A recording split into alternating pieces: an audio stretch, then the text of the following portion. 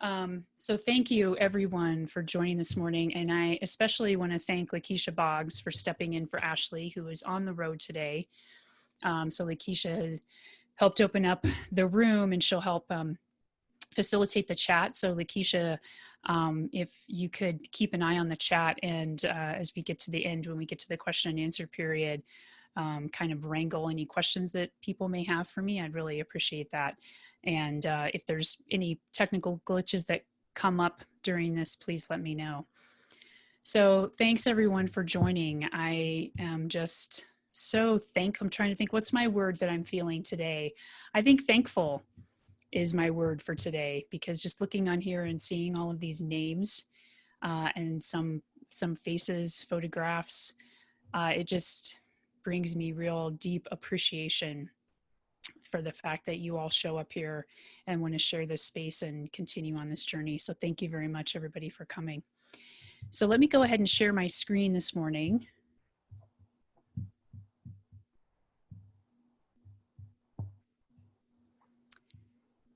Because today, this third week, as I mentioned last week, this is sort of where we've kind of taken the roller coaster up to the top.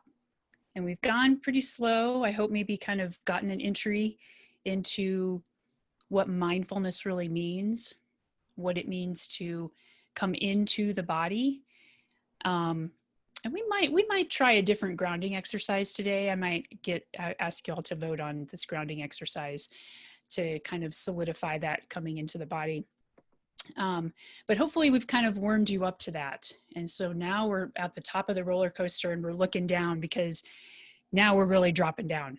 We're dropping down into the really juicy stuff, the teachings from mindfulness that really can help bring the practicality of mindfulness to bear in our daily lives. Because we are human beings and we have a wide range of emotions, we have constant thoughts, and we have reactions to situations, often without us even being aware that the reaction was coming up. And so, as always, the first step with mindfulness is just to become aware, to raise your awareness and recognition of what's coming up for you.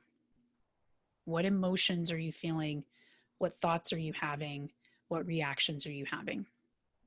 So today, we're taking that first step of awareness into the area of mindfulness of emotions.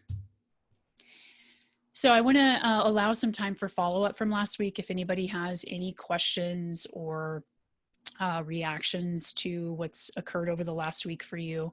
And then we'll do the grounding practice, as always, to kind of allow us to drop in here and arrive here together.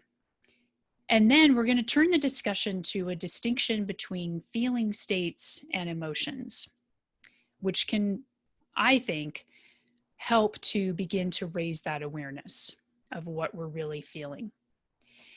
And we'll learn how to work with the resistance to especially the unpleasant feeling states, and learn, I'm going to pass along to you the best equation ever. I feel like I hype this up so much because I love it so much. I don't know if other people love it, and I don't care, because it's awesome. It was a game changer for me. So I hope with that hype that you love it too. And then we'll talk about the practice of RAIN, R-A-I-N, and I'll tell you later what that stands for. Both how you can do that sort of informally and formally, and then we'll actually do the formal practice of RAIN together to help us really start to raise our awareness of the emotions. And as always, we'll have a question and answer period. So before we move into the grounding practice, I just wanted to check in to see if I can get my chat back up here. If you have any questions from last week's mindfulness of the body, or if you had any experiences with meditation over the last week, anything that you want to follow up on or share, any personal victories around mindfulness that you'd like to share. Maybe you meditated one time during the week and you were really, really happy with that. Maybe you meditated 5 times. So if anybody has anything they'd like to share, I just want to take a few moments and allow you to put that up in the chat.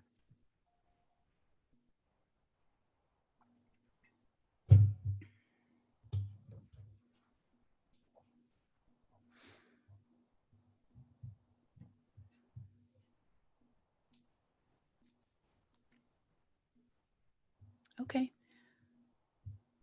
Yeah, I'm Give me not just a seeing minute. anything. Okay. Yep. Totally fine. Oh, wait, there's a There's question one. or comment. Yeah. Just respectfully requesting that we end on time because of other commitments.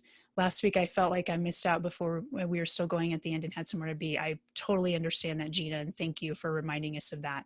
Yes, and we will certainly strive to end on time. And if there are people who want to stick around because they have additional questions, I'm happy to stick around also. And then there's a question, I had a hard time clearing my mind. Any good ideas? Yeah, and this is a very common question, by the way, Gina, so thank you for that. And it's one we'll get into more in the mindfulness of thoughts. The notion that we should clear our mind is a bit of a misconception when it comes to mindfulness meditation.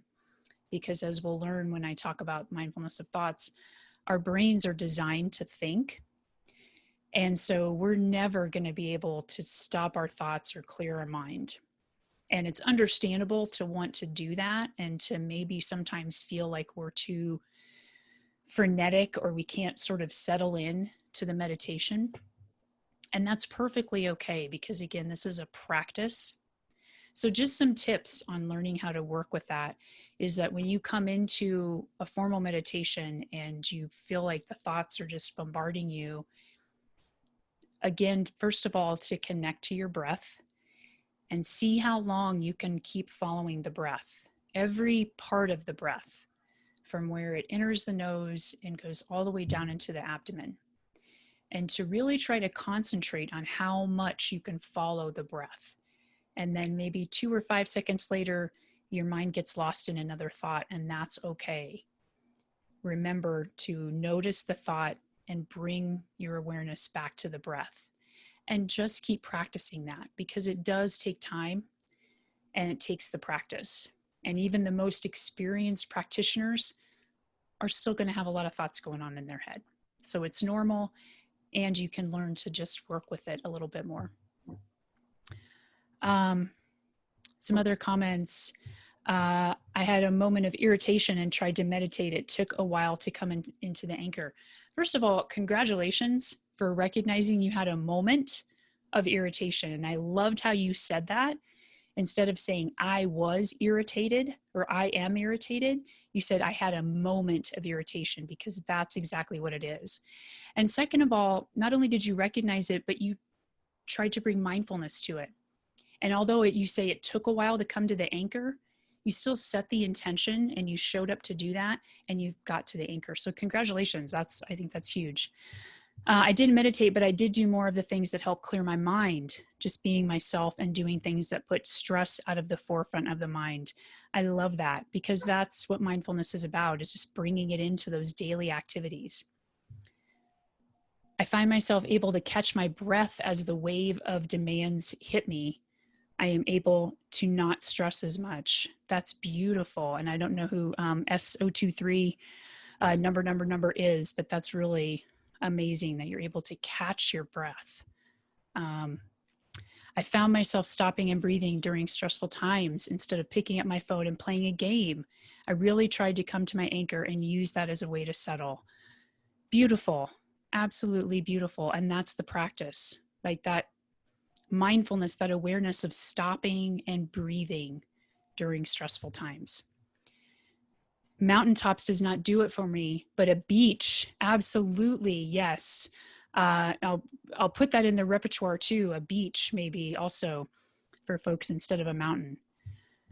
So and Roberts, that is your name. Thank you. All right, thanks so much for that. And as always, if there are questions, we can follow up with those at the end too. But let's go on and move into the grounding practice today. And what I wanted to do a little bit differently, because mindfulness of emotions takes it even a step further to come into the body, which I've said time and time again. And the reason I say that is because at some point it'll really sink in. So when we talk about mindfulness of emotions, we are kind of taking another layer down of coming into the body. So the grounding practice I want to do is to sort of wake up in our body a little bit today. So I'm going to have us kind of move a little bit. So If you're sitting or standing, just making sure you have a little bit of room. If for any reason any kind of movement isn't comfortable for you, or you're just not feeling it, totally okay. Don't do anything that's uncomfortable for you, whether that's physically or mentally, emotionally uncomfortable. It's okay to recognize what's best for you. So there's the invitation to bring some movement in, and if that doesn't work for you, that's okay. Actually, just remembered I forgot my bell, so let me go grab that real quick. And in the meantime, just take a moment to kind of get settled in to your posture, whether that's sitting or standing or even lying down.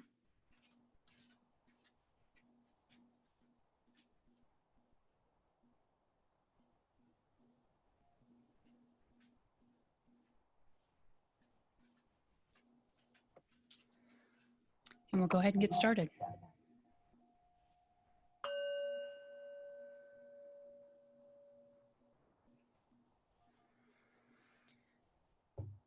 So coming into your posture and maybe closing down your eyes if that's comfortable for you, or just casting your gaze downward.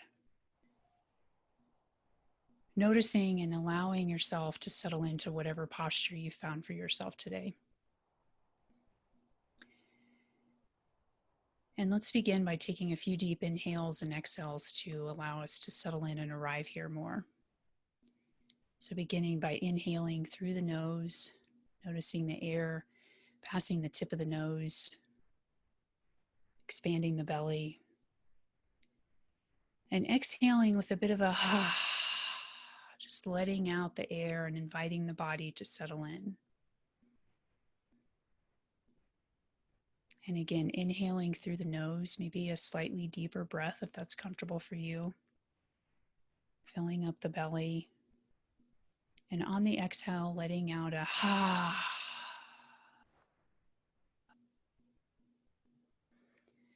And one last time, inhaling through the nose, your deepest breath yet this morning. Filling up the belly. And exhaling with a loud ha. Seeing if you can drop the shoulders a little bit more. Loosen the jaw a little bit more. And if it's comfortable for you, maybe rolling your shoulders back and forth, up and down. Just noticing what that feels like in the body. Not only the physical sensations, but how are you responding to moving your shoulders? Does it feel pleasant or unpleasant or just neutral? And again, if it's comfortable, maybe just moving or stretching the neck a little bit, just gently back and forth. Noticing what that feels like. Are there any sounds that you can hear, any popping or crackling? And what's your reaction to that? Is it pleasant, unpleasant, or neutral? And now giving yourself a little bit of space if you have it, and if it's comfortable for you, inviting you to just start shaking your arms, shaking your hands, maybe raising them above your head, shaking the upper arms, kind of allow it to shake the shoulders and your torso. Let's just shake it out this morning. Maybe shake your head, wiggle your legs, your hips. Just shake it out. Shake off whatever's happened to you today, whatever's happened over the last week. Just kind of try and shake it out a little bit. And noticing what you feel in the body when you're doing this. And kind of slowing down your shaking a little bit, bringing the body back to rest. And seeing if you can notice the vibration in the body. Or do you feel the body tingling or vibrating or some residual shaking? And noticing, are you experiencing an emotion that is pleasant, unpleasant, or just neutral? Just allowing the body to settle in. noticing all of the points of contact between the body and whatever surface you're on. Whether you're standing and you notice the feet on the floor. If you're sitting, maybe noticing the feet on the floor, your body sitting on the chair, or even if you're lying down, all the points of contact between your body and the surface. And returning the awareness to the breath, noticing the inhale and exhale,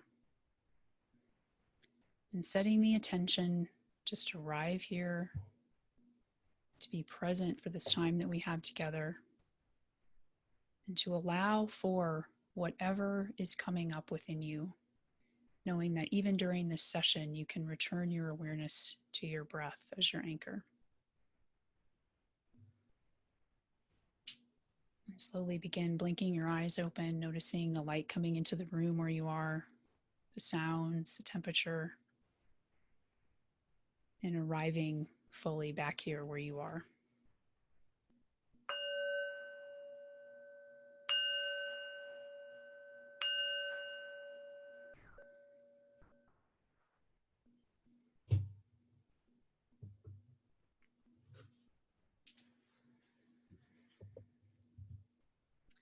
There are a couple of stories I'd like to share today to sort of drive home this lesson we're going to be learning about emotions. And the first story is one that I saw actually in an article by Sharon Salzberg, who's a mindfulness teacher, that she had posted in the Tricycle magazine online. And the article is about how in 2007 there was a school that launched a mindfulness program for their kids. And they had a 5-week mindfulness training from a coach who came into the classroom every week. And the coach would lead 15-minute sessions on how to have gentle breaths and still the body. And the students trained their attention, as we're doing, by focusing on their breath and noticing the emotions that were rising up for them. So the coach asked them to also cultivate compassion by reflecting on the notion of taking a moment before lashing out at somebody on the playground. And there was one child who said, I was losing at baseball and I was about to throw a bat, but mindfulness really helped. And the reporter asked another boy who was in the program too to describe mindfulness. What was his version or definition of mindfulness? And he said, it's not hitting someone in the mouth. So these are kids, but I think some of us can relate to some of that. That's some real honest truth about mindfulness, because sometimes it's just about not throwing the bat or the pen or slamming the door or wanting to punch somebody in the mouth or yell at somebody. So pretty simple definitions of mindfulness from the mouths of kids. And a second story I wanted to share is one that I always share for this topic, which is the story of the man who always wanted to be happy. So there was a boy when he was young, he always worried about what was he going to do with his life? How was he going to make a living? Where was he going to go to school? There just wasn't enough time for him to be happy. He was always thinking ahead. And all he was doing was planning for the future. So planning for his college and making sure that he got good grades throughout middle school and high school so he could get into a good college. And he thought, once I get into a good college, then I'll be happy. So he got into the good college and he did really well in school. And then he started thinking, well, now I'm going to need to get a job and pay off my student loans. So once I get a really good job, then I'll be happy. And so then he got a good job and he was making good money. And he said, if I could just meet someone, then I would be happy. So I could settle down with someone. So he met someone. And then he said, well, if we could just have some kids, maybe a dog or a cat or another car, maybe a boat or a cabin on the weekends. And he ended up getting all those things. He had the kids, he had the pets, the cabin, the boat, the big house, the money, all of it. And as he got older in life, he kept thinking, if I could just retire, then I'd be happy. And then one day the man died And the moral of that story is that he always had the opportunity to be happy, that he had a wonderful life, and he didn't have to keep waiting for it to happen. And that's really the takeaway from this, is that so many of us are just waiting to be happy. If I can lose 15 pounds, then I'll be happy and feel better. If I can just find that significant other, if my kids would just leave me alone or calm down, if I could just spend more time with my kids, if I could have more money, whatever it is, it's this if-then syndrome. If I can have this, then I'll be happy. But the secret really isn't much of a secret, because there's only one time to be happy, and that is right now in the present moment. And the more time that we spend in this if-then syndrome, then we don't realize the wonderful life that is unfolding for us moment by moment. So what mindfulness does is invite us to see things as they really are, whatever that may be. Whether you define that as something being good or bad, happy or sad, being able to see it and allow it to be there.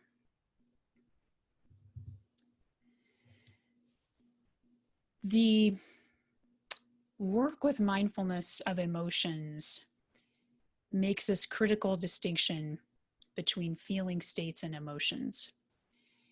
And how this can help with that if-then syndrome is that we don't always want to get caught up in trying to figure out, well, what's the emotion that I have here? Sometimes if we can just say it's pleasant, unpleasant, or neutral, like I was doing with you in the grounding exercise, that's enough to raise our awareness. So what are feeling states versus emotions? Well, feeling states, and modern neuroscience actually confirms this, that every experience that we have actually registers in our brain as some type of feeling state, or feeling tone is another word. I use feeling states. And so we often use feelings and emotions interchangeably, but I think for mindfulness, it's important to make this distinction, because when we're talking about a feeling state and every experience registering a feeling state in the mind, this is every time we see something, touch something, smell, hear something, it's going to register something in the brain. And that something is going to be one of three feeling states: pleasant, unpleasant, or neutral. So these are what we call the primary feeling states, or just primary states. And then it's from those primary states that all of our wide range of emotions come from that. So these emotions are what we call the secondary state.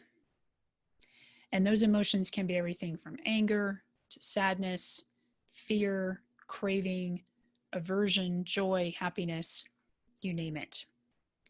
So again, the primary state is the feeling state. The secondary state is the emotion.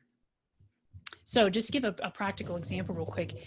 If you see an apple with your eye, you're aware that you've seen the apple, and then you will register some type of feeling state based on your experience with apples. If you love apples, you will have a pleasant feeling state come up, and that pleasant feeling state will create an emotion of maybe a craving. Ooh, I really want that apple. If you don't like apples, you might register a primary feeling state then of unpleasant. And the emotion that might come from that is like aversion. Ugh, I don't want the apple. Or maybe you don't feel one way or another about apples. And so the primary feeling state is neutral. And if that's the case, you might just have a feeling of nothingness about an apple. So that's one way to think about it. And just in case some of you are wondering, and if you are, congratulations, because you've really been listening to the last couple of talks. But these pleasant, unpleasant, and neutral feeling states, yes, those are judgments. And in mindfulness, we're trying not to judge, but it's sort of like the best we have. We kind of work with what we have. And it's sort of the least charged way to think about our feeling states and our emotions. So yeah, there's some judgment in saying something is pleasant, unpleasant, or neutral, but it's what we got. So here's some examples just highlighting this a little bit, of the emotions that come from the feeling state. Again, from the pleasant, there's joy or happiness. Or there can also be clinging to something pleasant, or a fear that that pleasant thing is going to go away. So for example, if you meet someone that you're dating new and you're so excited, it's awesome, and yet I'm afraid they might leave me. You know, that's a pleasant feeling state that is creating in this emotion of wanting to cling to them. The emotions from the neutral state are ones like boredom, lethargy, apathy, indifference, kind of just meh, meh. I should have put meh on there. Neutral is meh. And then the unpleasant feeling states are ones like anger, judgment, although there's judgment in the pleasant also, fear, sadness, worry. There should be in the email that you'll be getting after the session, there's a PDF of emotions that's from the Center for Nonviolent Communication, that it's great to kind of go through and just see all of the different emotions we're capable of. But just as a visual aid, it's pretty cool to see the huge list of emotions. So you'll get that in the email after the course. So today we're going to be working with resistance to the unpleasant, because it's usually the unpleasant that we're trying to get rid of or avoid or push away. And I want to lovingly, from a place of real curiosity, ask you, for those things that you're trying to push away in your life that you view as unpleasant, how's it really working out for you to keep trying to push those away, stuff them down, ignore them? How is that really working out for you? The unpleasant is usually just replaced with something else that's unpleasant. So we may think we've gotten rid of something unpleasant, but something else will come along and take its place. So we want to learn to work more skillfully with the unpleasant emotions. And this brings us to the resistance. And unfortunately, no, not the awesome Star Wars rebel resistance that I grew up on and love so much. We're talking about a resistance that is a catabolic energy. And that catabolic energy is energy that really drains you, exhausts you, fatigues you, wears you down. So catabolic energy is okay, and we are designed to be able to function in catabolic states for certain things in certain periods of time. We're kind of wired from our kind of reptilian brain, so to speak, to have that fight, flight, or freeze reaction, where we're able to respond to a situation quickly, get the adrenaline pumping, get our bodies moving.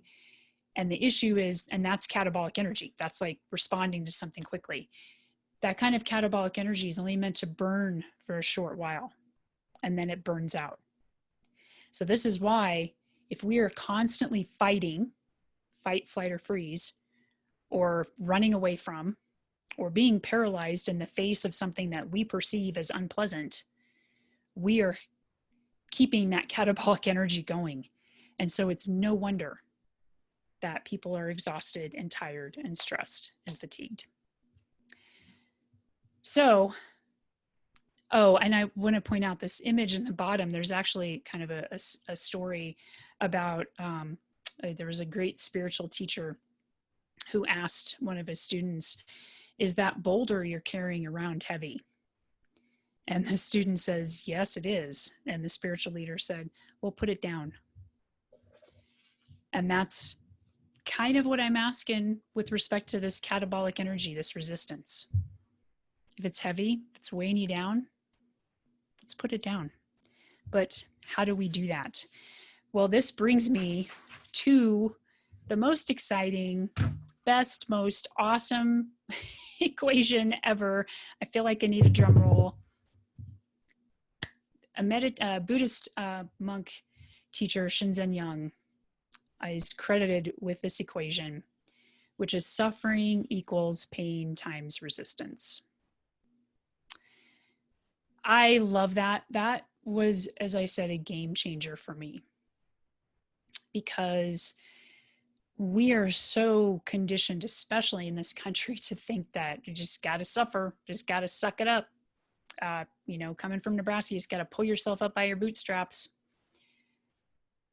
and forgetting that we don't have to have the resistance.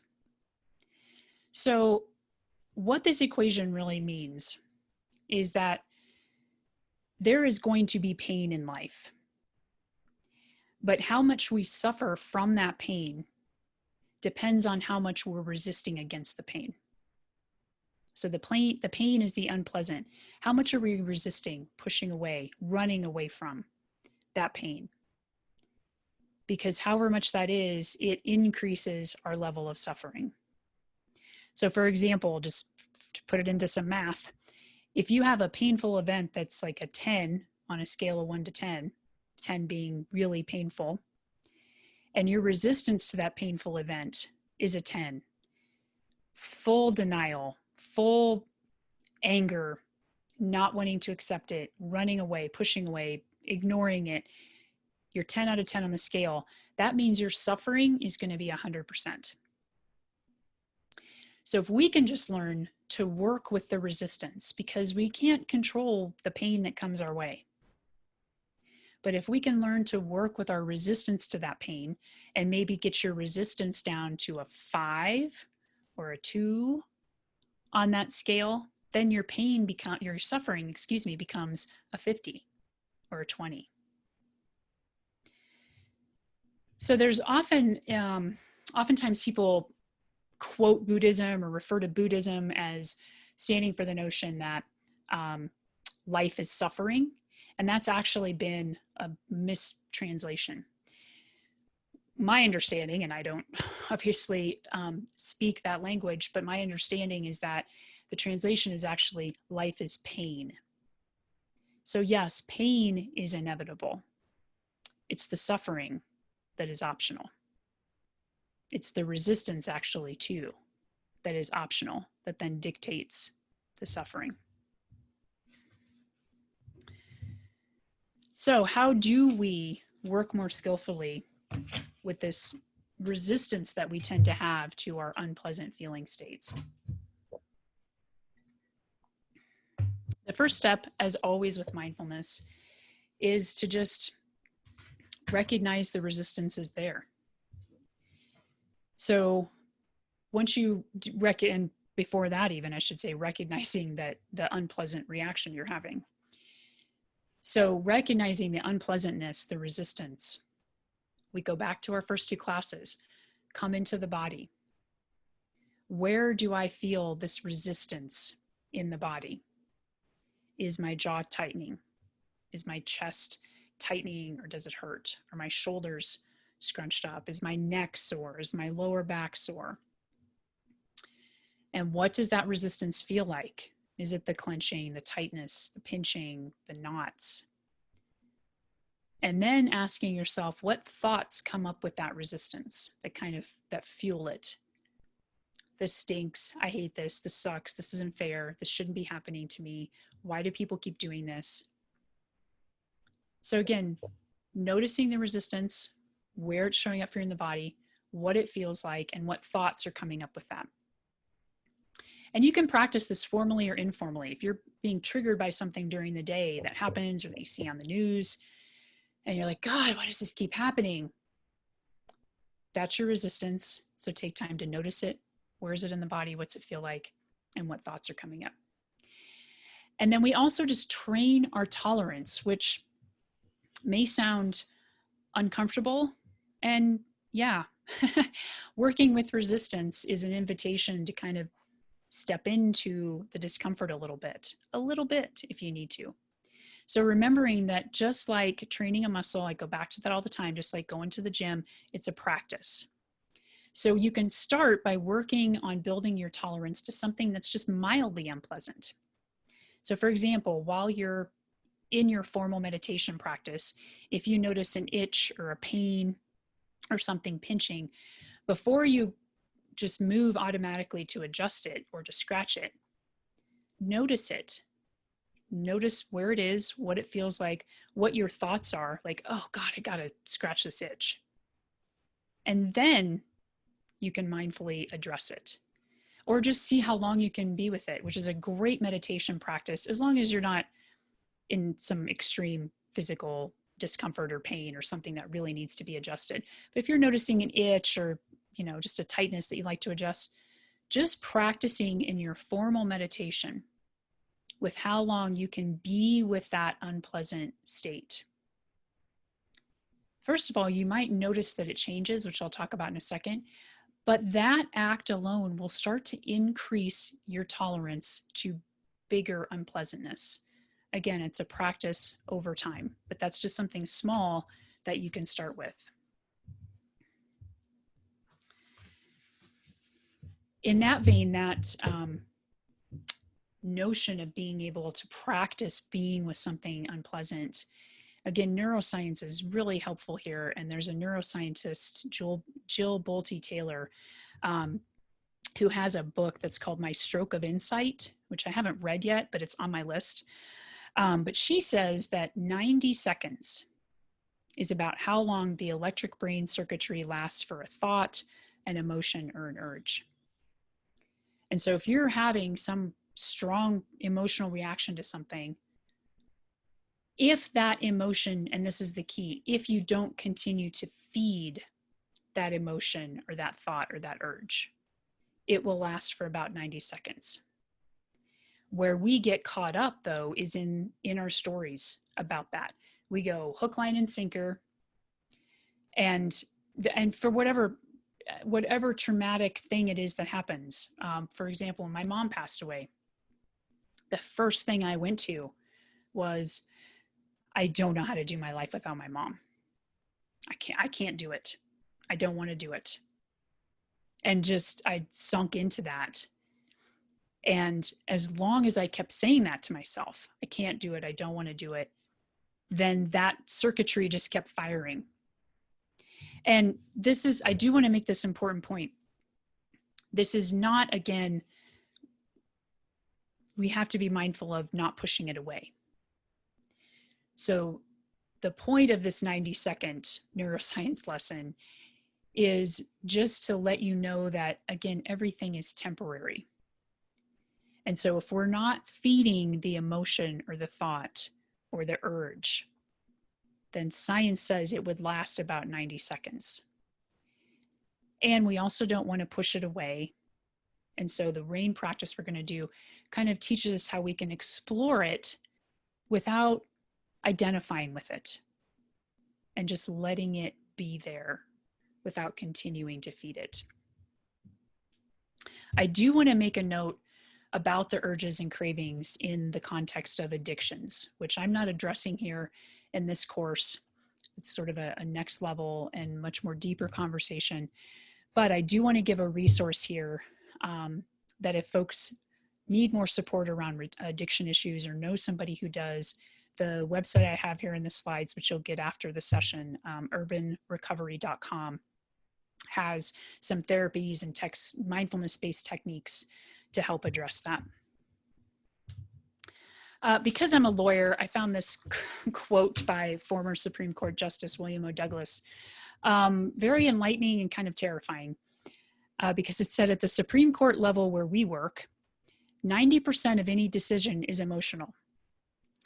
The rational part of us supplies the reasons for supporting our predilections.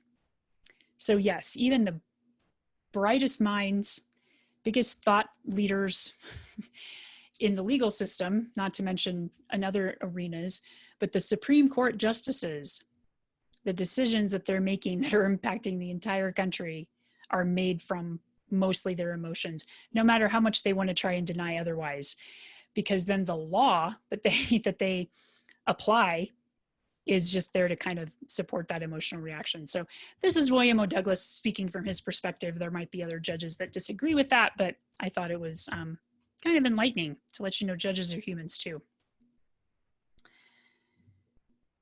There's another quote that I didn't put on the slides. Oh, actually, yep, I did put it on here, from Tibetan Buddhist monk Pema Chodron, where she says it's very helpful to realize that the emotions we have, the negativity and the positivity, are exactly what we need to be fully human, fully awake, fully alive.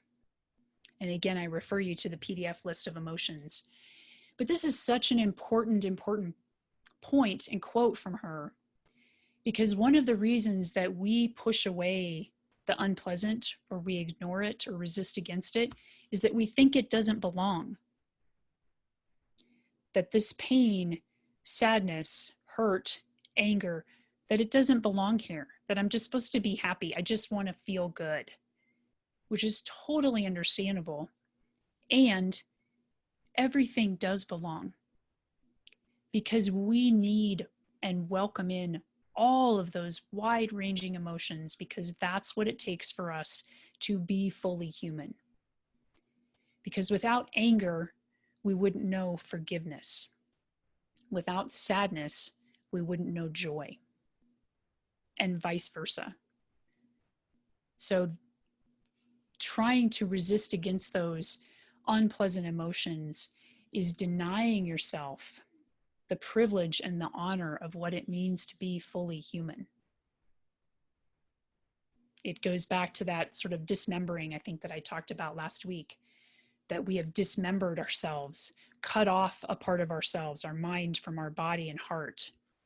And when we cut off those unpleasant emotions, we're doing that further dismembering.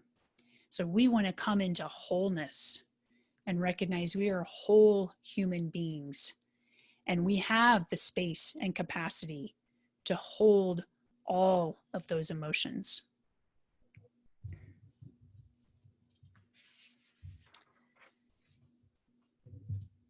So let's get into this rain practice. And I have to admit, I really hated the rain practice when I started. And I tell you that not to like turn you off from it, but to let you know that I now love it. I came to it with a lot of resistance because it just felt too clunky for me.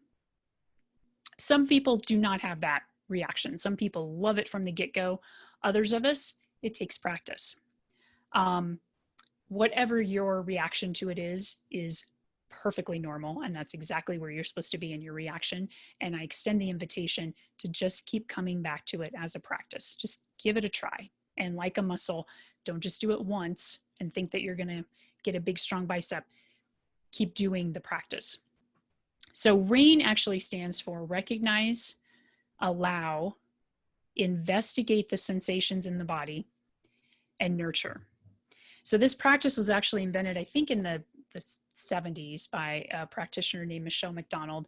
And it's been really popularized by teachers like my teachers, Tara Brock and Jack Kornfield. And what I also want to say is that this practice is really designed to allow us to be with those emotions, to not push them away or change them. Again, to accept that wholeness. And so there are going to be times when being with those emotions just feels like too much or too painful or too out of reach. And if it is, that's okay. You can back out of the practice and come back to the breath. Again, there's no need to force yourself to do anything. But to the extent you can keep kind of dipping your toe into staying present with the emotions, you'll start to realize that being present in the moment allows you to not identify with that emotion. Because it's not that I am sad, or I am happy, or I am angry. You are a lot of things, and a lot of things going on in the body all at once. So there was somebody who posted at the beginning in the chat that they had a moment of irritation. And I love that phrasing, because that's what it is. I am experiencing a moment of irritation. I'm experiencing a moment of sadness. And that moment may last a while, but it's always I'm experiencing this emotion as opposed to identifying with it. So let's talk about each of these in more detail. The first step, the recognize step, is just acknowledging the thoughts, feelings, emotions, and behaviors in any moment that are coming up for us. So it can be as simple as just whispering to yourself that thought, feeling, emotion, something like that. You don't have to go down a rabbit hole to try and think, is this worrying or planning, or is this anger or anxiety? Sometimes it's just enough to say, there was a thought, here's an emotion, here's a behavior, whatever it might be. And if you want to take it deeper, that's totally fine. You can say judging or sadness, whatever it might be, but just something simple that will allow you in the moment to recognize we're working primarily with emotions, but this works for thoughts too, but recognize the emotion that's coming up for you. And then once you recognize it, we allow it to be there. This does not mean, and this is very important, this does not mean that we agree with what is happening, especially if we are witnessing a situation, witnessing an act of violence, or witnessing somebody being mistreated, or witnessing somebody being sick. Recognizing the emotion that's coming up for you in that moment and allowing that emotion to be there does not mean that you agree with what has happened to that person or what that person is going through. It also doesn't mean that you don't take action. Instead, what mindfulness can help us do is to take wise action, so that maybe you're seeing somebody being mistreated. Maybe you're seeing an injustice in this country. It doesn't mean you just sit back and say, yeah, I'm really sad. I'm allowing for my sadness. Maybe you still then can take an action. So that allowance does not mean apathy. So when we allow emotions to just be there, we might whisper to yourself, it's okay, or this belongs, or this too, or I allow this. Something that tells yourself that you can allow for whatever is here for you. And then we begin the investigation, which is where I would kind of get hung up.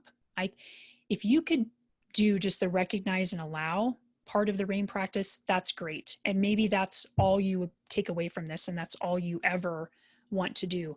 That's totally fine, because just recognizing and allowing is a huge step. If you can take it further, though, which I ultimately ended up doing, we get to the investigation part of this, which is not an analytical exercise. That's where I kind of got hung up being a lawyer, is like that analysis paralysis almost. This type of investigation is with a very kind, non-judgmental curiosity. So it's investigating the sensory experience that you're having. So for example, where are you noticing that emotion in the body? Going back to what we talked to before. You're noticing it in the jaw. And what does that feel like? It feels like tightness, clenching. And sometimes you can ask, what do I need right now? And this kind of leads into the next piece, or what is it that I'm believing right now? But you don't need to investigate the backstory. You don't need to go into, why is this happening? What happened to trigger me? It's coming into right now. Where are you noticing this? And what does it feel like? And as we'll practice, how does that change? If you have clenching in the jaw, how do you notice that sensation, that emotion starting to change? Because as you maybe move down your neck, you start to notice some relaxation, or you don't notice any tension. So it's really getting curious about what your body is telling you. And then the last step, once you've investigated that, is to extend yourself some compassion. Extend yourself some nurture, some gesture of care. And that can be a physical gesture. You see me doing this a lot. I feel things here. You could, just put a hand on the heart or your abdomen, or even hold your hands together. You can just whisper to yourself, I'm sorry. It's okay. I'm here. I'm listening. Some kind of nurture to yourself. And if that's hard for you to do, imagine somebody else extending that compassion or nurturing to you, somebody who you really love and care about. So maybe a friend or a family member or a parent or child, somebody else saying to you, it's okay. It's okay. And then we kind of come into this period that's after the rain, where after you've gone through the recognize, allow, investigate, and nurture, we just rest here, noticing how you're feeling. Maybe something has shifted, maybe it hasn't. No judgment, just allowing yourself to just rest in the practice and trusting that whatever seeds were planted or that needed to be planted were actually planted. So this brings us to the actual practice period. So we'll practice this for maybe about 15 minutes, and then we'll move into the question and answer period. So for this, I'll give you just a moment to, again, come into a posture where you can be alert, yet kind of relaxed, and allowing the body to be unrestricted as much as you can. So take a moment to just do that, and then we'll get started.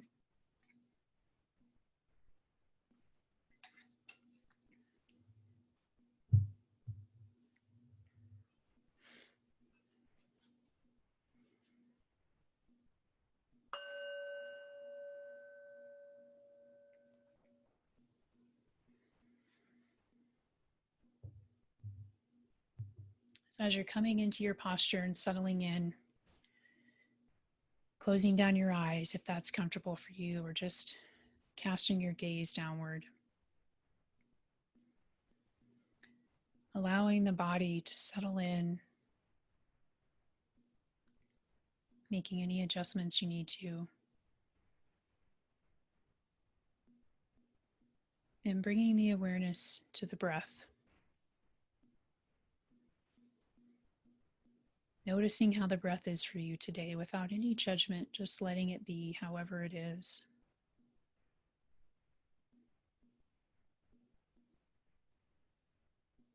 And allowing ourselves to settle in by taking a few deep, long inhales and exhales.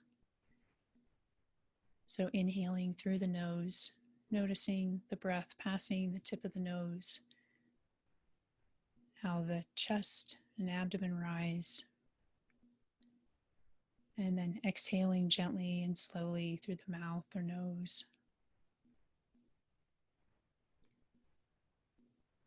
Inhaling again through the nose, filling up the chest and abdomen. And again, exhaling gently and slowly, allowing and inviting the body to settle in. And one last time, inhaling through the nose, taking a deeper breath, pausing for a moment, and exhaling, allowing any tension that wants to go to release.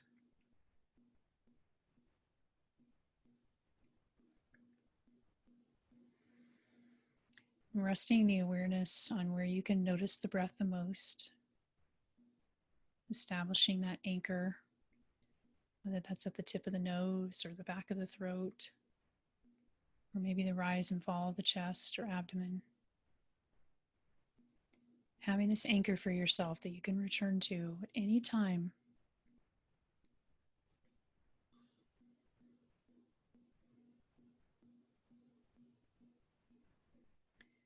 Now bringing to mind a situation that has been difficult for you. Preferably not something too traumatizing right now, but something that's been challenging or difficult. And taking a moment to bring that situation to mind. What was happening? Who was there? What was being said?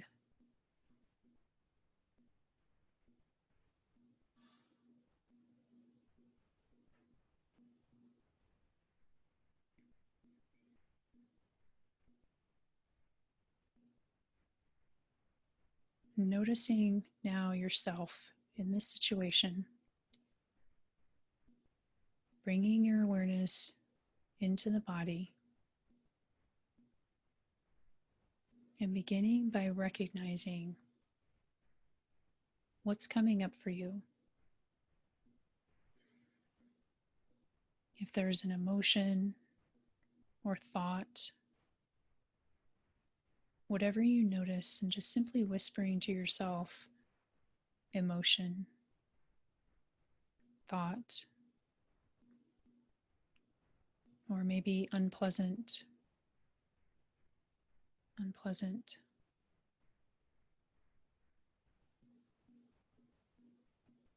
Recognizing what's coming up in the body for you around the situation.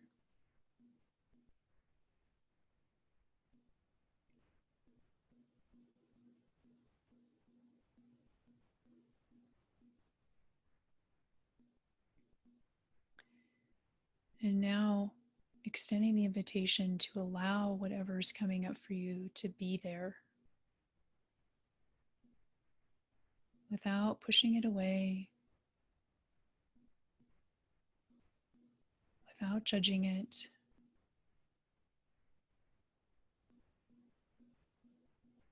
and maybe mentally whispering to yourself, this belongs, or this can be here, or I have space for this.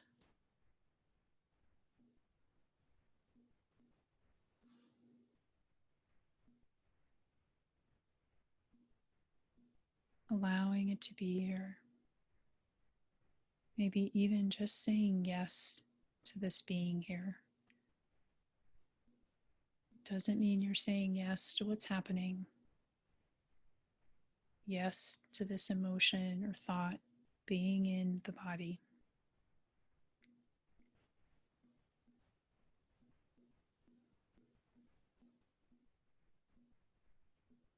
And if it's comfortable for you, moving into this kind, curious inquiry or investigation. And if it's more comfortable to just stay in the allowance of the emotion, just simply resting the awareness on the breath. But if you can extend the awareness into this investigation, where is this emotion showing up for you in the body? Is it in your hands, your fists, your neck, jaw or forehead, shoulders, upper back or lower back? Investigating with curiosity, where does this emotion show up for me in the body?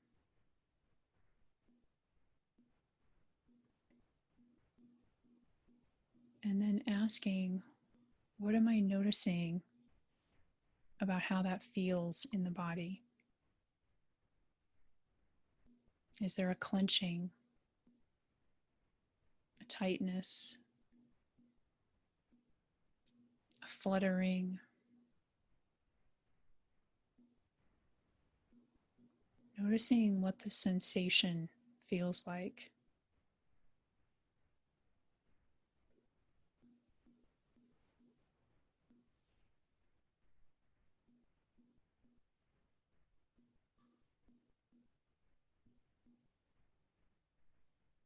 And just bringing the awareness to that sensation in the body and what it feels like.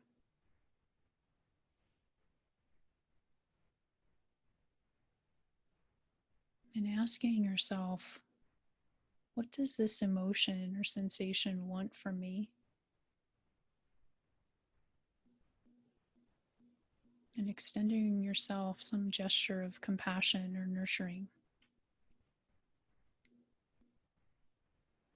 Maybe that's placing a hand on the heart or by the throat or the chest or abdomen. Maybe it's clasping your hands together, or you can even give yourself a hug. Or maybe it's just a mental whisper, something that says, it's okay, or I'm here,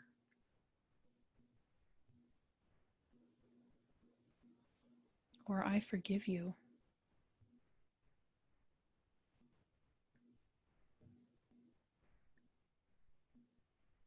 And if it's difficult for you to extend this nurturing compassion to yourself, imagine this coming from someone whom you really love,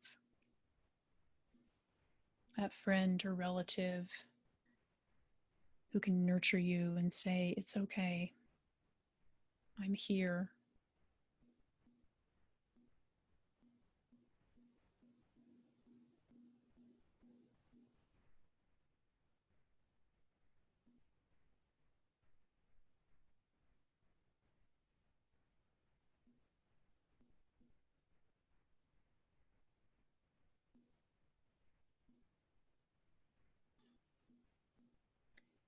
And you can leave your hand on your heart or chest or wherever you've placed it if you'd like, or you can release it, bringing the awareness back to the breath and taking a few moments to notice what's coming up for you right now. Has anything shifted? And if not, that's okay. Just noticing what you notice. Maybe there's a new emotion in place. Taking a few moments to rest in this practice, resting the awareness on the anchor and allowing whatever is coming up for you without any judgment.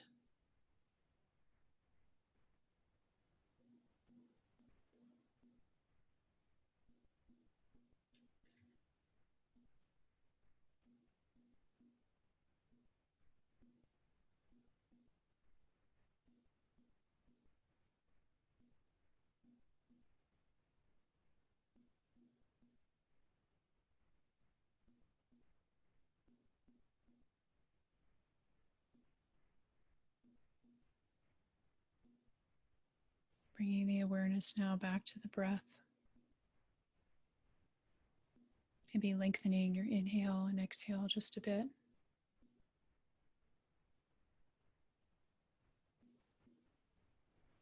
Wiggling the fingers or toes if that's comfortable for you to wake up the body.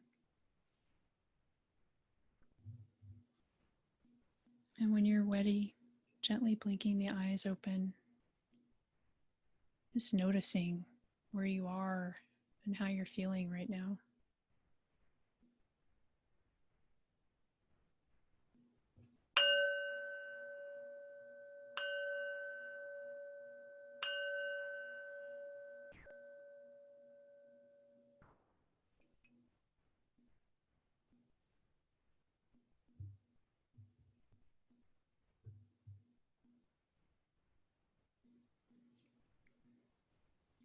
There's a poem I'd like to share by the poet Rumi.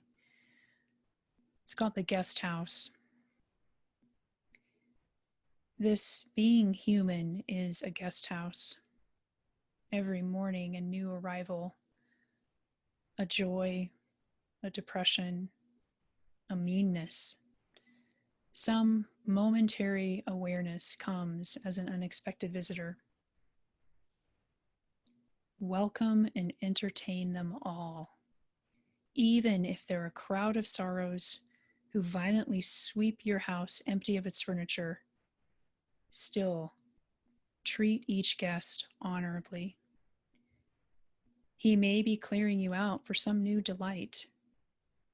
The dark thought, the shame, the malice. Meet them at the door laughing and invite them in. Be grateful for whoever comes because each has been sent as a guide from beyond.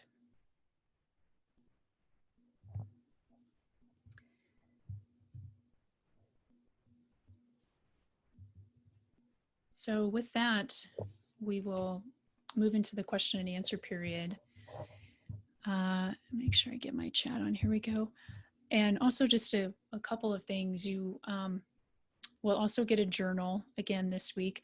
I recognize the journal may not be everybody's thing. It's there for you to use or not use however you wish. Whether that's writing down your reflections or doing the daily meditations. that are in the journal. So please do with it what you would like. We did recognize that because it comes in PDF, there were some issues with if you want to just fill it out on your phone or computer or something instead of printing it out. So I've taken out the lines in the journal. Hopefully that way you'll be able to just click on tools and text and be able to type directly in it if you want to do that. But for those who the journal just isn't your bag, totally understandable. I'm going to put in the chat a link to rain meditation practice from Tara Brock, one of my teachers. And I can send this to Lakeisha to have her put in the email too. Oh, and my contacts are really dry from the ceiling fan in my office. That if you just want to do this one meditation and nothing else, that's awesome. All right. I think that's it. I'll make sure to send that to Lakeisha or Ashley to send in the email too. So yeah, we have about 20 minutes left. And again, I'm happy to stay on longer for folks who have questions that they want to address or that would like to wait until some people leave. I'm happy to do that. So Lakeisha, have you seen, yeah, I love that poem too, Gina. Thank you. Have you seen any questions coming up or what questions do folks have now? I'm going to go ahead and stop sharing my screen so I can get you all back. I haven't seen any questions. Okay. But there was a reference back when you were talking about the if-then. Emily said, if you replace then I'll be happy with then I won't be stressed. That's so me. I needed to hear this today. So I really like that as well. Yeah, I love that too, because yeah, because if this, then I won't be stressed. That's kind of implying if this, then I'll be happy because I'm not stressed. So yeah, very similar. I love that reframe and recognition of that. Then somebody had referred to, I think it was back when you were talking about resistance. I believe that we can work through unpleasant to get the peace that we need to move on. Chris said, may the force be with you. I love it. Star Wars is so wise. Those original ones, especially, like I watch them probably once a year and I'm like, oh, so much wisdom in here. Barbara shared a story about a friend of hers that was a counselor that used to say that trying to avoid negative emotion is like trying to hold balloons underwater. You can only do it for so long until you're exhausted. Embrace the pain. I love that. Love that. I've heard that too. And it's like you're trying to like get on top of a big ball or balloon or something in the water and it's just going to pop up pretty soon because you get so exhausted trying to keep it down. That's such an awesome visual. Sorry, I don't know if you guys can hear I think the jets are like flying really close to my house today. Oh. It's so loud. Modern psychiatric models tend to support the view that negative emotions are not okay and can be treated with drugs. Gina shared that with us. Yeah. Yeah. That's my experience. Other people, and let me just say this too. Again, this course is not designed to speak to those sort of deeper challenges, whether that be mental illness or addiction. And so please don't take any of this as saying that mindfulness is a substitute for that. That's a decision to be made between you and your doctor or your psychiatrist, whoever that may be. Mindfulness can certainly be a tool in the toolbox. But I do want to make that point that yes, while my experience with my kind of normal run-of-the-mill anxiety, anger, depression, all of the things that I've experienced, mindfulness has helped me. And I recognize that there may be people, obviously, with more extreme situations that additional help is needed. So I do want to make that caveat, of course. But thank you for that comment, Gina. Leo said agreement is judgment. Yeah, spot on. We cannot stop judging. Like this is, And it's just that I think that the kicker is really to recognize when we're judging and to maybe stop and think about, well, why am I judging that to be a particular way? But yeah, when we agree with something, we're judging it as good in our corner, whatever it might be. We had another comment about somebody was terrified to go to the dentist and usually needed a Valium just to have them look at the teeth. Wasn't able to get medication last week, but was almost able to talk to parts of their body to reduce the terror that they were feeling. I can totally relate. Oh my gosh, that just gave me goosebumps. Whoever 600-23727 is, that, yeah, what a powerful, powerful experience. That also goes to the power of mindfulness. And I just really want to commend you for stepping into that and giving yourself that beautiful practice and opportunity to try and work with it in the face of what I can imagine was sort of a upsetting, unsettling situation because you couldn't get that medication. So yeah, congratulations for playing with that and for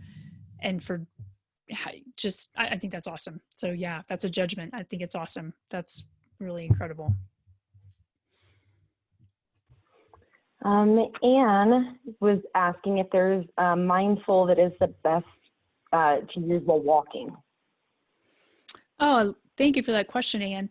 And yes, we don't cover this in this course, but I'm happy to, maybe I can send Lakeisha or Ashley a link to include in the email. There is actually walking meditation, movement meditation. It's not something I include in this course, but it's really, I find it a nice complement to the practice.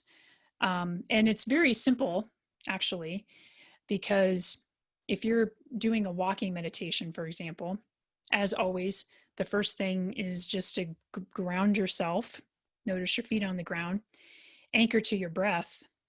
And with specific walking meditation, as opposed to kind of being mindful while you're walking, with walking meditation, you really only want to take about 10 to 20 steps and then just slowly kind of do a 4-point turnaround and go back 10 to 20 steps. So it's just kind of a back and forth. And you're simply focusing on each footstep. That's kind of your anchor instead of the breath. Or you can still focus on the breath. But specific mindful or walking meditation is that. But if you're out walking or hiking, I actually lead or am going to be leading a guided hiking meditation for the Colorado Mountain Club up here in Golden, where we hike, and I kind of encourage people to just notice more. What are they hearing? What are they feeling? Are they sweating? Are they out of breath? Does something hurt? And then we get to the top of the mountain or whatever and do a guided meditation and come back down. So you can incorporate, again, mindfulness into anything, just being more aware of the present moment and what's happening in that moment. So if you want some more resources on that or links, let me know, Anne. I'm happy to give those to you. Okay, Barbara has a question. She wanted to unmute. So Barbara, if you can unmute, go ahead and ask. Okay. Yeah, it's just, I think I'm getting more clarity just listening to, but it's a question on judging because you say we're not supposed to judge, and that totally makes sense. But I'm trying to understand, is it like not to judge our emotions when they pop up? Are you talking about judging what, I don't think you're talking about like judging if something is good or bad, other than, emotions are not good or bad.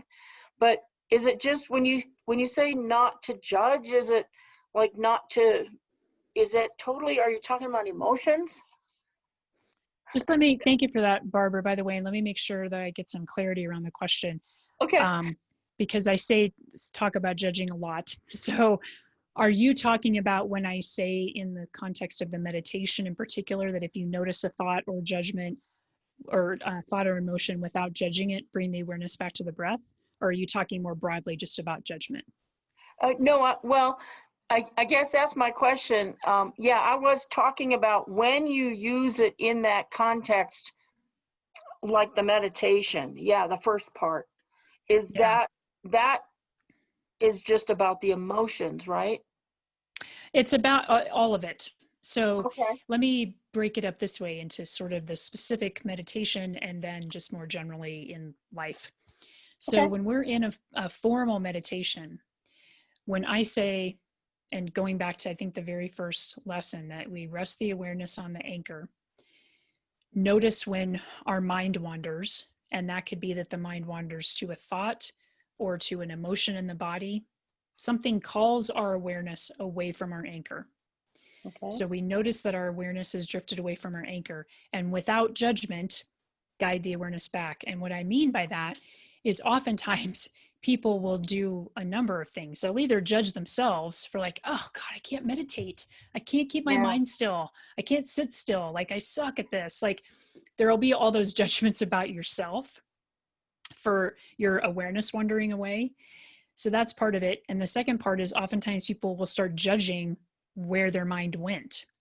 So they'll start judging the thought, like, oh, I'm an awful person for thinking that about my child or my significant other or whoever.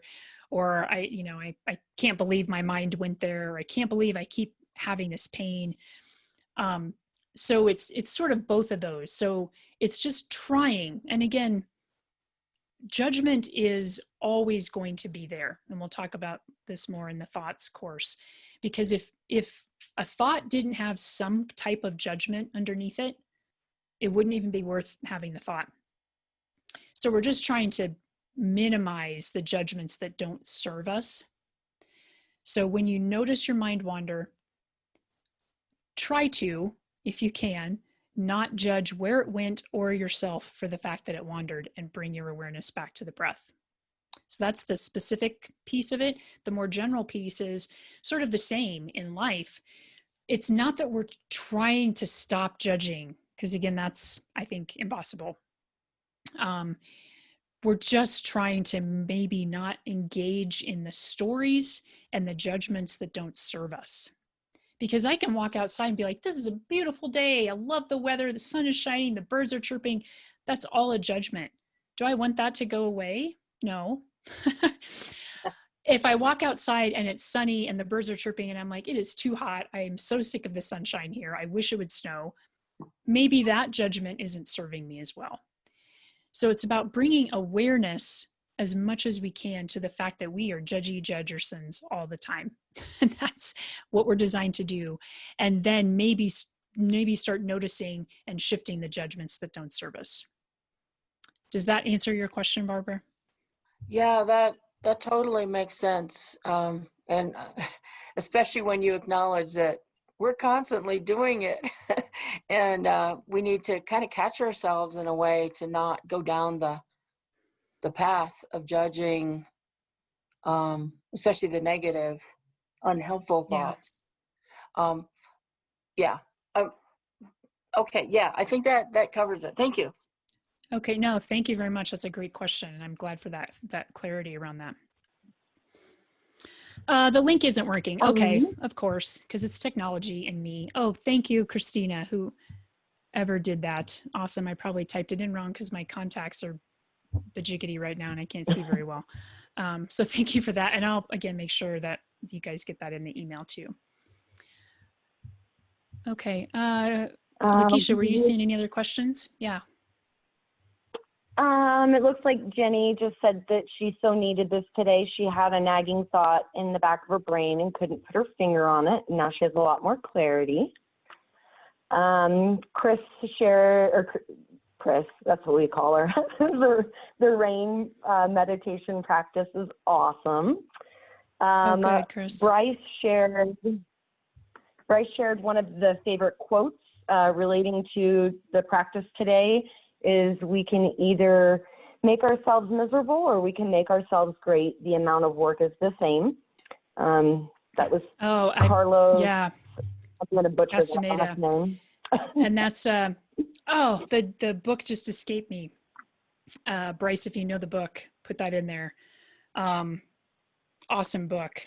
Ugh, but yes, I love that. Is Don Juan, is that the book? Not Don, yeah, is that the book? I know Carlos Castaneda, and that's an awesome quote. So thank you for sharing that. Yeah, it's the same. It's, yeah, the amount of work is the same.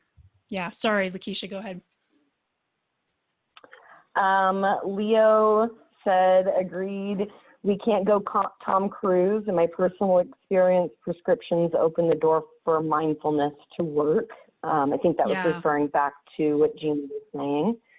Yeah, Leo, I want to pause on that for a second. That's sort of back what I was getting to, is that again, that's a personal decision that for some people they may find helpful because they just aren't able to open that door, as you said. And so, yes, if you and your healthcare provider decide that prescriptions are what is best going to support you, and if that support then allows you to open that door to mindfulness, I think that's beautiful. So yeah, kind of it's an individual decision about how you can get that door to open. So thank you for sharing that, Leo.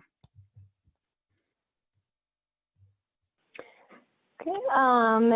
Dixon's 3 said, what does it mean to cling to a present state or fear of that it'll disappear? Yeah, so I gave an example of, maybe dating somebody, but it's anytime that we are just so in love with someone or something, or so excited about something, and we don't want it to go away, that's clinging or grasping. And so that's when we can actually sort of have a reaction that doesn't serve us come out of something that is otherwise pleasant.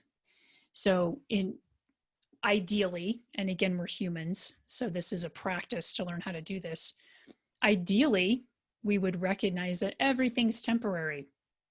So as much as I love my dog and I definitely cling to her, I don't ever want her to go away, I know someday she will. And so instead of living in that space of, oh God, I can't, like, I don't want her to leave me, like I don't ever want her to die, I just can't imagine that. That's the clinging that happens out of my deep, deep love for her. So instead, what I can do is recognize, yeah, she's going to die. I may go before she does. And so let's enjoy the time that we have together. So that's sort of an example of when we are experiencing something pleasant, and so we just want to grab onto it and make it last forever. And nothing lasts forever, as we know. Okay. Barbara shared an app called Pray. That's a walking meditation. Oh, that's awesome. Thanks, Barbara. Mm-hmm. There was one right above that, Lakeisha. I see a question from the Quins. Is it normal to get a bit emotional and teary during this type of meditation? Absolutely. Absolutely. And I just, you touched into something during that meditation. And so we never know what we're going to tap into or touch into when we practice mindfulness. And it may be something that doesn't come up for some time or a couple weeks. And sometimes it does come up in the practice, and that is absolutely normal. And if it is at all unsettling or disconcerting, the invitation is to, again, allow that to be there, because there's a reason that's coming up. So yeah, thank you for sharing that. Sorry, the app was called Pray As You Go. So I love that. Just Pray in as you case go. anybody's looking for them. Somebody else said perhaps not to judge ourselves as having for having an emotion. Yes. Leo said, sorry. No, go ahead, Keisha. Yeah, I was agreeing. I was judging that. Yes. Yeah. Yeah. In this, judging is a process. It's okay to have thoughts, but trying to work through it, processing, judging, and categorizing. It's from Leo. We have another message. So what do you do when you recognize the tightness, allow the emotions to come, investigate, but can't find an answer to what will help or what will make it better, attempt to nurture it, but it doesn't help. The tightness is still there. So the question is, if I understand, sort of about working with discomfort or unpleasantness in the body. Is that the question? Who asked that? Or was it? Yes. Okay. I believe so. Okay. Yeah. So if whoever asked that, if I'm not understanding that correctly, please let me know. Yeah, and I feel like I'm saying this all the time. Working with pain and discomfort is not covered in this introductory course. And I will tell you, this must mean that there needs to be a 2.0, which actually Ashley and I have talked about. But I will say, again, and I'm happy to provide resources on this. I truly, truly hope that people reach out if they do want those resources. But when it's awesome that you are bringing mindfulness to that pain or tension in the neck. Because sometimes, not always, sometimes imagining the breath going to that pain or tightness and infusing that area to try to create some spaciousness in there can help. And the other thing to do is we call it titrating and pendulating. So you bring the awareness to that painful area to try to bring the breath and that spaciousness to it as much as you can, and to just explore within that sensation, trying to notice that from the center of that sensation, as it dissipates out, it eventually goes away somewhere in the body. So that maybe there's tightness in the neck, but in your thigh, you don't feel that. So somewhere that tightness, that pain disappears and moves into something else. So you can try and practice with that kind of exploration. And if it gets to be too much, too painful, you back out of it and just bring your awareness back to the breath. So that's kind of a quick rundown, but there are, again, some resources and links that I can provide if you're interested in working more with that.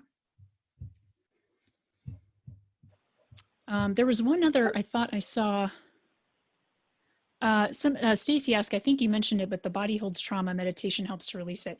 Yeah, and trauma is, that could be its own course in and of itself, but there is a lot of work being done around, especially generational trauma that we're seeing in the Black community, and how the Black community holds that trauma in the bodies, and also trauma that happens when somebody experiences a direct trauma to themselves, and how the body holds on to that trauma. So there are a lot of people. Resmaa Menakem is one of them, the author of My Grandmother's Hands, who is working with that type of trauma. And again, that's such a deeper level that I would love to get into in another course. But as always, I have more resources on that if somebody wants to work more with trauma that they may be experiencing. Yeah, the teachings of Don Juan. Thanks, Bryce. Okay, so yeah, I know folks are having to hop off. If there's anyone that has a question, I'm happy to stay on longer. And thank you so much, everybody, again, for taking the time out to give yourself this space and this opportunity to continue this practice. And always, I've had some people reach out to me offline. As always, you can feel free to email me or find me on one of the social media apps and send me a message, whatever it is. I always like connecting with everyone.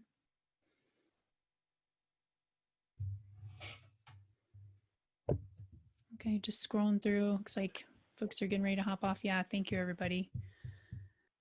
Okay, yeah, if there are any further questions.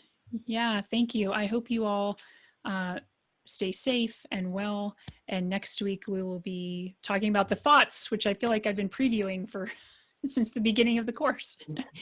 All right. Thank you so much. All right, everybody stay safe and well. Thank you.